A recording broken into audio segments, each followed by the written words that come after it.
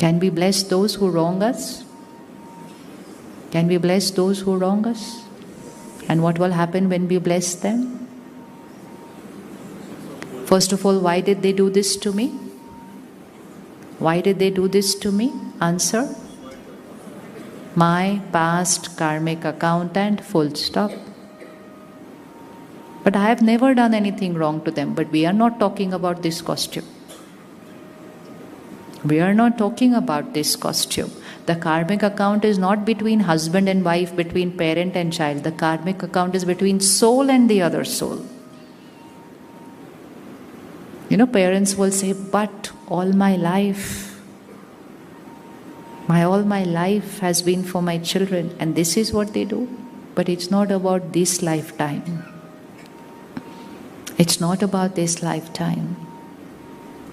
So immediately in the first thought itself, we have to send a blessing to people. We have to even send a blessing to the situation.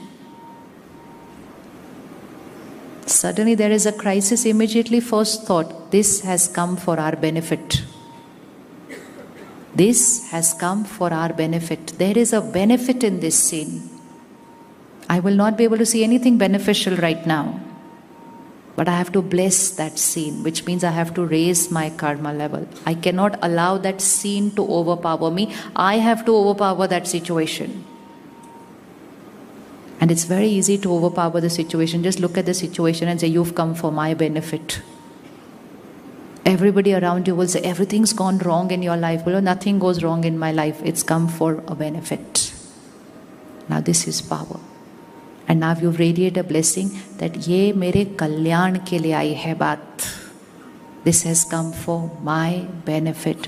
Where does that take you? It takes you here. You are above the situation. And that means the return of a wrong karma has come, but your present karma is right. And when the present karma is right, there cannot be suffering. You suddenly come to know you have a disease in the body. Past karmic account, even if that karmic account was not leading a good lifestyle, that's okay. But now when I am powerful, the disease remains only in the body. But it does not cause any suffering to the soul. That is when we say the karmic account is, it's disease in the body, but no suffering here. Ever met somebody who's going through cancer and is very peaceful and powerful? Anyone met anybody? Yeah, simple, so many people. So that karmic account is only disease in the body, no suffering in the mind. And I ever met people who have everything perfect in their life and are not happy? Everything is perfect. Everything. There's just nothing wrong in their life. That karmic account is of the mind. So there are 4 types of karmic accounts. One is wealth. Second is relationships. Third is body. And fourth is mind. So if you lose wealth, it's the simplest karmic account. Don't cry so much over it. It's the simplest because it's easy to get back. And if you train yourself, you can even live without that. It's okay to have lesser. So money is the lowest and the simplest karmic account. Second one is people, karmic account. Third one is body, karmic account. And fourth one is here, mind, karmic account. This one, if I start taking care, then the other 3 to face becomes very easy. And that's why that daily meditation and spirituality is needed. So past karmic accounts will come to me, but I, the soul, have now learned to remain here. And so the problem will be only here. It won't cause any suffering here. And that's called settling a karmic account of the past. It's come, I've settled it, I've crossed, and I've moved on. I have not suffered in that karmic account. When you are not suffering in a situation, that's when it's called a karmic account closure. But if you have a little fever and you're suffering, then that's called karmic account. Easy? Easy? Very easy. Just to remember. Just to remember that this is my past karmic account and I have the power to change this karmic account. Just take a moment of silence, close your eyes and see, is there any karmic account I need to change? Need to change, especially with people. Any, need not be immediate family, could be anybody. Is there any karmic account I need to change? It's easy to say it's okay, I don't care, I don't meet them often, why do I need to work on it? I may not meet them often in this lifetime, next lifetime they may come to me as my child, what then? What then?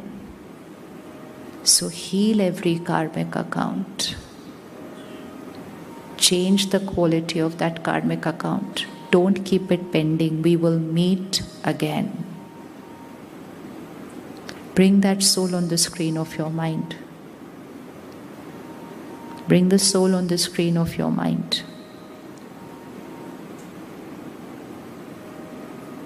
It's not their fault. It was our past karmic account. Both were responsible. It was not they, it was we. It was we. We had met before.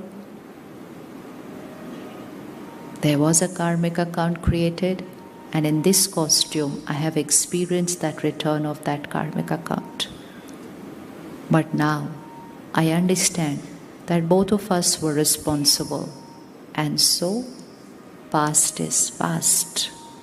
I change my karmic account today. Give them that message. Send that thought to them from here. Past is past. Past karmic account is over. I create a new karmic account today and I radiate only blessings to you. Which means no heavy energy radiating from me to them. Not even in my dreams I will create a wrong thought for them. Not a single thought of the left-hand side. I am changing my karmic account with them. I'm not going to have a single karmic account which has entanglement there.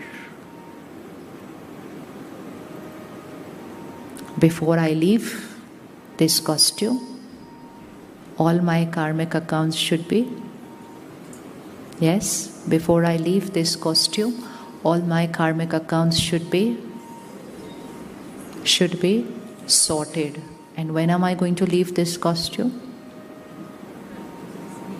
When am I going to leave this costume? At the age of 100? No. When am I going to leave?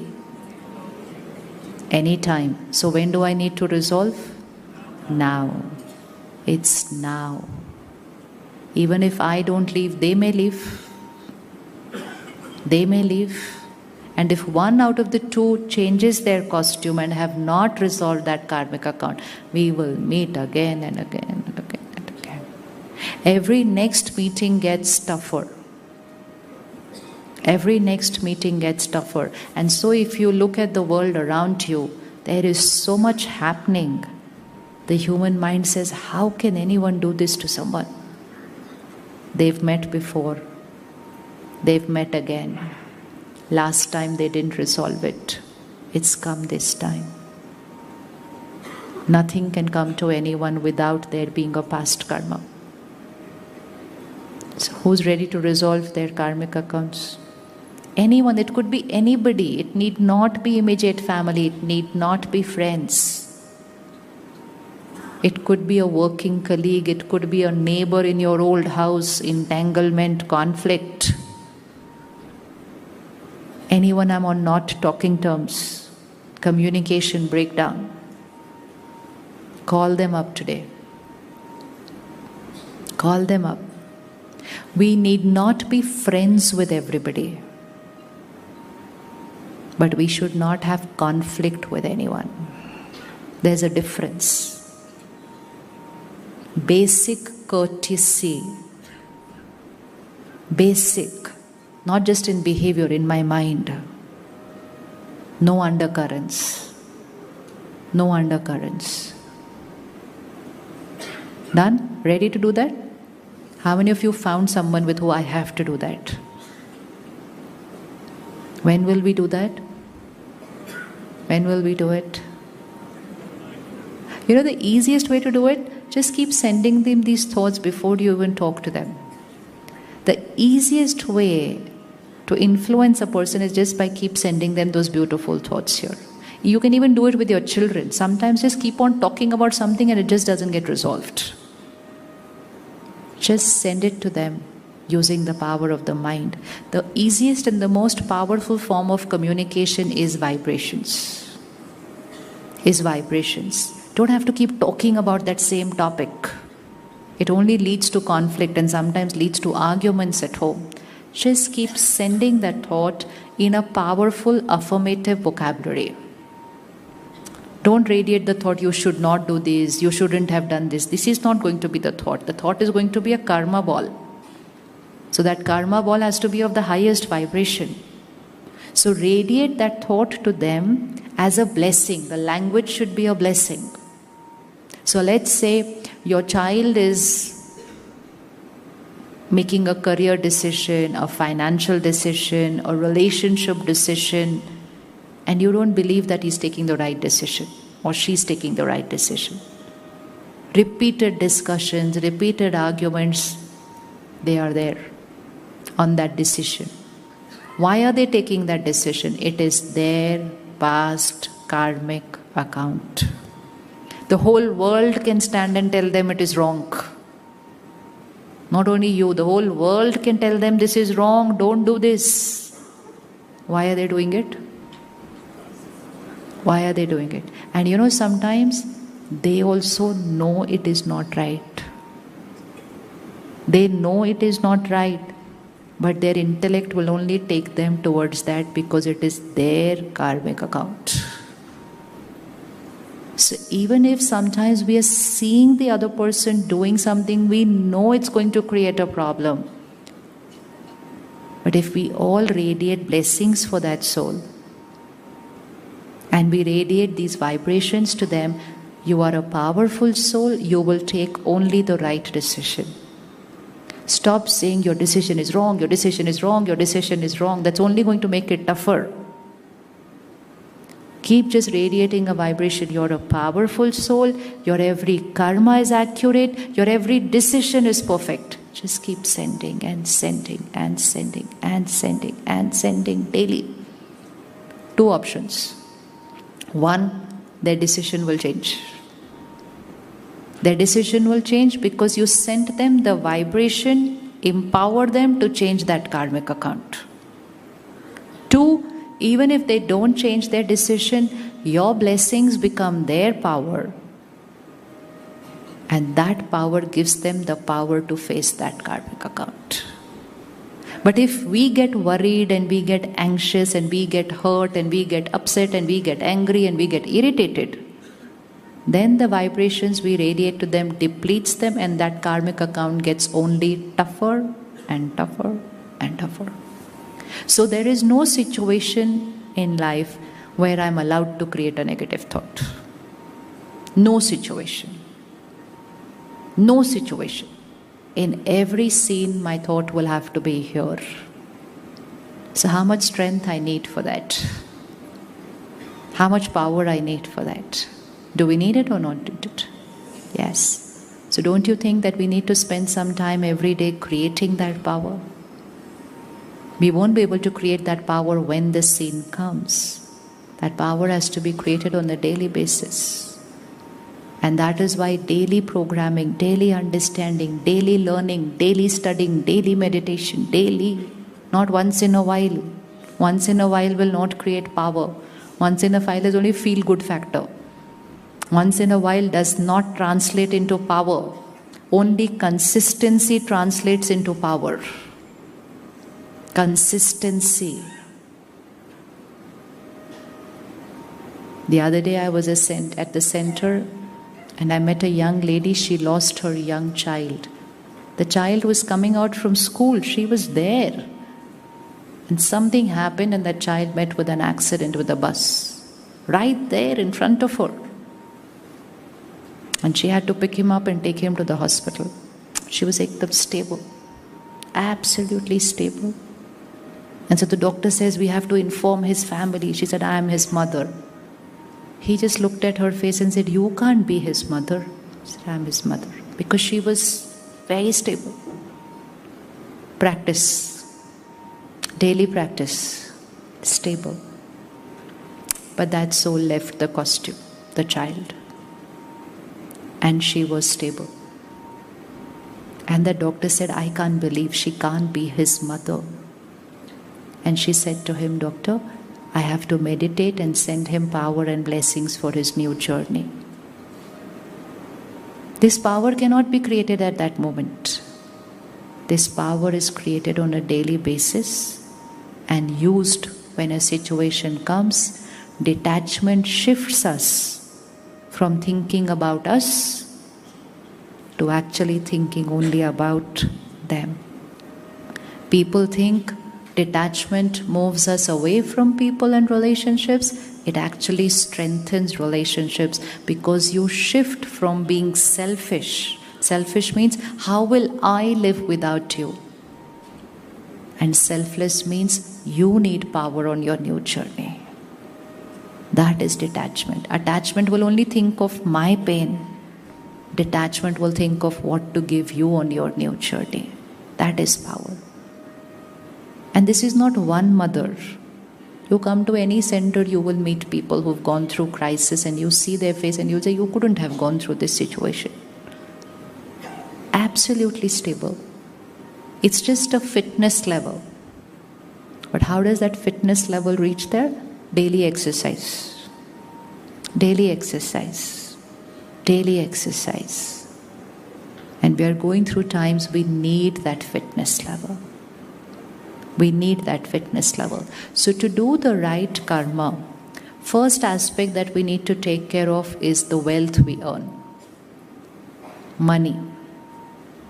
Money is the first energy that comes into the house. That money has to come with the right vibrations.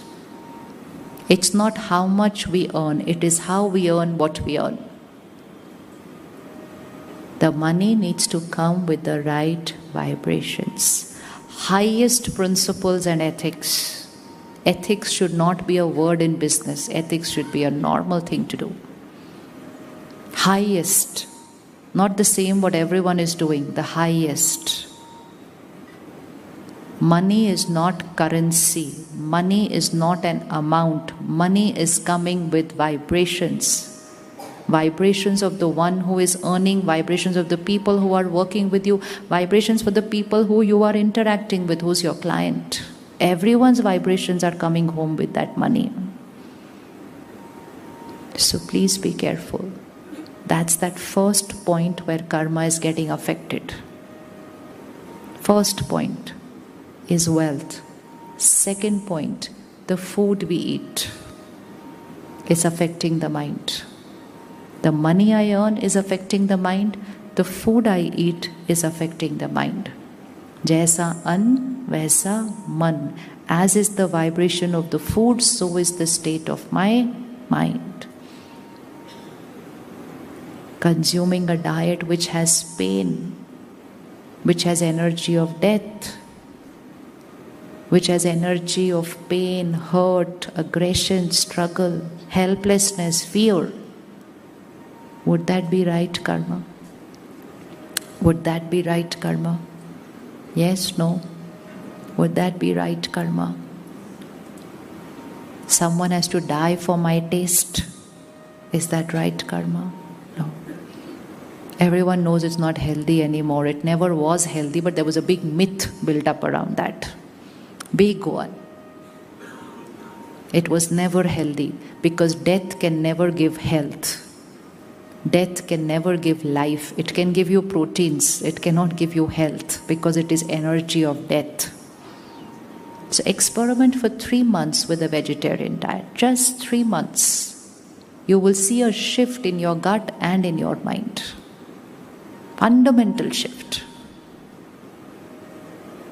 And second, in your kitchen, have high energy words playing throughout the day. Make that mandatory now. Compulsory, no option in that. Energize the food that the family is eating. Even that will change karma. Even that will change karma. Can we do that in the kitchen? High energy words playing in the kitchen? Yes, everybody? Yes. Use technology for good purpose. Use that phone for a good purpose. Not that we're talking on the phone, gossiping, and we're cooking. Not that the world news is playing on the TV there and we are cooking. What are the words and what are the vibrations that will go into the food?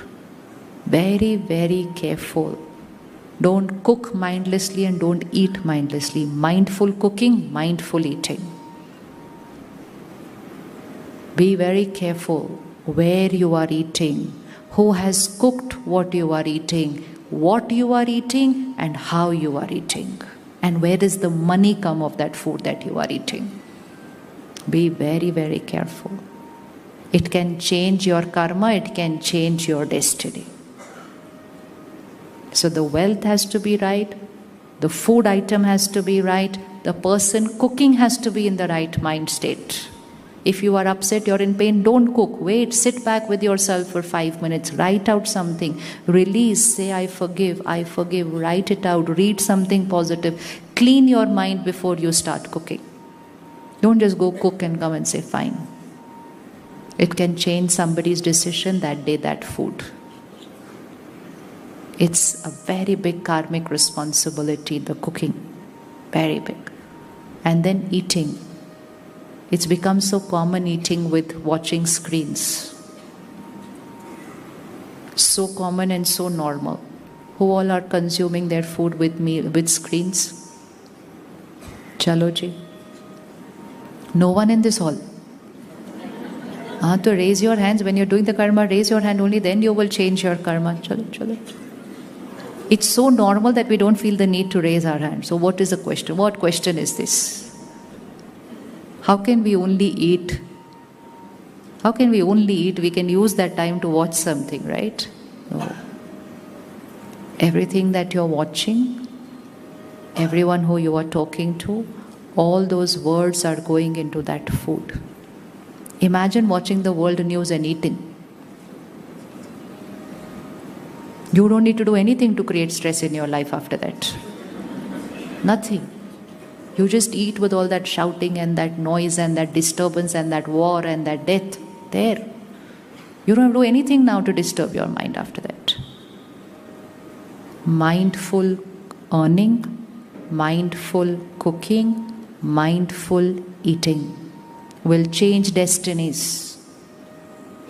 Very simple lifestyle habit, but power, impact. No screens while eating from today. अच्छे से अब तो हाथ उठा लो. No screens while eating from today.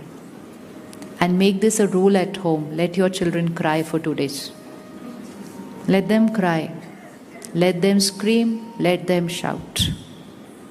This is another thing. Let them cry. Let them scream, shout. Why do you fear so much? It's better they cry and shout now rather than they cry later on. Yes? Isn't it okay to cry now? Isn't it okay not to like you right now? They won't like the parent when the parent is strict. But that's fine. We know that it is for their good.